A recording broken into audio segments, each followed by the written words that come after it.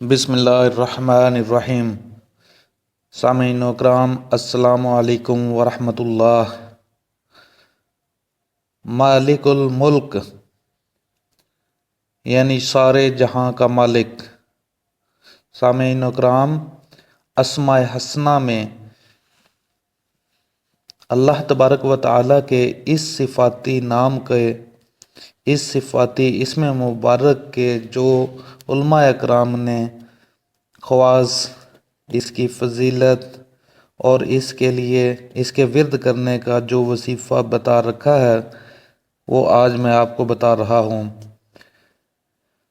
جو کوئی شخص یا مالک الملک کو ہمیشہ پڑھتا رہے گا، اللہ تبارک و تعالی اس کو غنی اور لوگوں سے بے نیاز فرما دے گا، اور انشاءاللہ وہ کسی کا محتاج نہیں رہے گا۔ جو بادشاہ کسی ملک کو فتح کرنا چاہتا ہو، وہ اس اسم مبارک کو بہت پڑھے، انشاءاللہ کامیاب ہوگا۔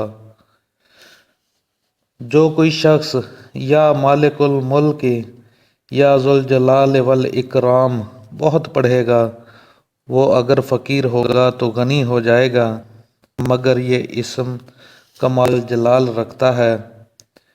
جو بادشاہ اپنی حکومت کا استحکام چاہتا ہو، وہ اس اسم مبارک کو بکثرت پڑھے۔